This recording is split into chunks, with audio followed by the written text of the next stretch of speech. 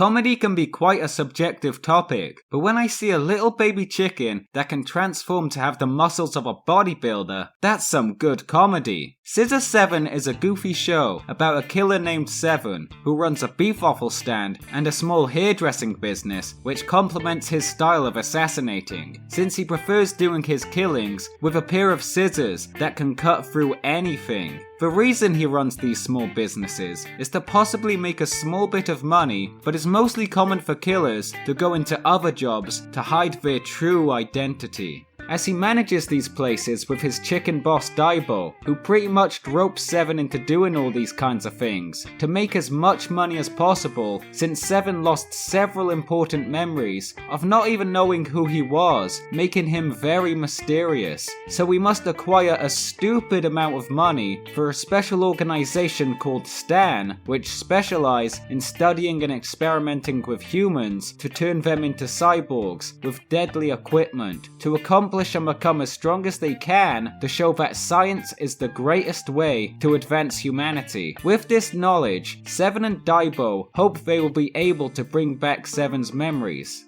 But Seven is pretty damn useless on actually trying to kill anyone, so it seems like a complete pipe dream to ever get his memories back. But as dumb as he is, it feels impossible to hate Seven. He is so lovably stupid to where he's quite endearing, where many times in the end he never actually kills his targets but helps them instead. Yet it's not like he was completely refusing to kill anyone, he's just a little bit pathetic from the get-go. That Seven somehow helping them is what ends up happening. Yet it helps establish a bond between all these characters Seven comes across. Many of these characters and shenanigans the show introduces really helps with the comedy that is genuinely funny. It got quite a few good laughs out of me, and it's a lot of the wittiness of its humour I enjoy, especially with a certain kind of move Seven utilizes with his Gaiba eggs Daibo created, which when used he can alter his appearance into any kind of animal or object, which is then used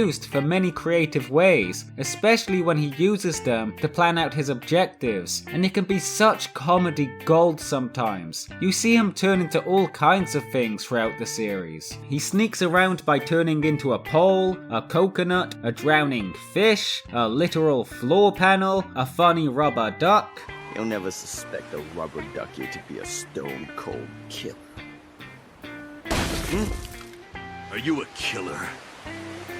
It's all a great way to execute some humorous moments, and it's pretty funny to see how he uses them in combat, combined with his special super cheese scissors. But what really makes a lot of the moments are the characters that get introduced. There's the one I mentioned at the beginning, Xiao Fei, the little blue chicken who can fly and extend their legs to help Seven or anyone else get around. But when they transform into their super duper muscular form, that's when things are getting real serious. There's a ripped dog who plays loud, obnoxious heavy metal to use against his enemies, or this other kinda dog who plays more melodic, sorrowful pieces that tug at people's heartstrings, giving them deep emotional thoughts full of sadness and regret. Or one of my personal favourite characters, Da Chun, a pentagonal-faced bodyguard who has the power to make his body practically impenetrable, called the Indestructible Virgin, with its only weakness being his belly button. By applying pressure to his belly button, all his muscles deflate. Pretty hilarious stuff.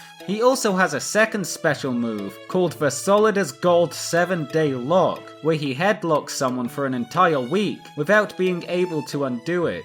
It's silly witty humour such as this that makes Scissor 7 such a joy to watch. There are several entertaining scenes that are so stupid, yet I can't help but be amused. There's an episode where Seven tries to assassinate a grandma but gets completely battered instead. Or an episode where Seven ends up on an island where Dad Chun came from, where he has to compete against one of the muscular men who lived there in several kinds of challenges. Or one of where Seven is trying to prepare himself for a date, which has one of the greatest scenes in the series. Then there's the episode I find to be one of the funniest, where Seven comes across an island where everyone's face becomes uglier, and Seven has to beat the mastermind who's behind it all. An episode with some of the absolute best writing and comedic timing ever. The comedy of Scissor 7 in general is a masterpiece in itself. There are so many parts I remember getting so entertained by. It's hard to pick a single scene to choose from, so I may as well show a few examples now, so you can really see the depth to this masterfully complex, well-written comedy Scissor 7 provides.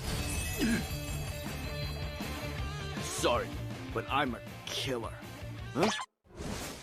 Ah! Ow, ow, ow. Wow, wow, wow, she has a beauty filter. Whoa.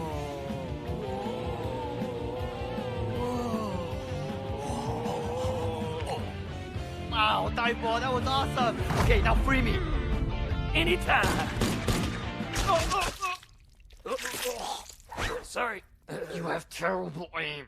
That's some masterpiece material right there. There are plenty of times though where the series seems to be taking itself seriously, but that honestly works with its comedy elements even more. You have a Stan scientist threatening to blow up the island with a missile, but don't worry, just get the bodyguard with his virginity powers to stop it. Or when there is a life or death battle going on, and you just see the funny chicken flexing in the background. Or Seven gets creative and uses the bodyguard as a sword. But even with all that, there are definitely times when the tone gets even more serious and ignores its goofiness. But I don't mind it so much because the story is actually quite compelling. To see more and more of Seven's past from how he was before his amnesia, and how that past catches up with him, with all these killers out for his blood, and he barely even knows why. But it's interesting to see how he ended up the way he did, from how different Seven seemed in the past. The action scenes are also surprisingly good, the choreography is well handled and the animation is unique in such an incredible way. It makes such creative fight scenes, like there are a few of these funny 16-bit sections, referencing all kinds of video games. Yet those are the gag sides of the fights. When it gets fully into it, it's so captivating. There are so many I enjoy, especially this epic battle where the two are facing off while being chained together, or when Seven is being hunted by shadow killers. Oh, those fights are so cool. And some of these major fights can spring out of nowhere. It can start off real silly and light-hearted, but then later on Seven goes into his I remember phase, gaining vague memories that barely make any sense to him, but his personality changes completely, being in full serious mode. With his combat ability improving so much more, you know he's not messing around when he has a sharp chin instead of a rounded one.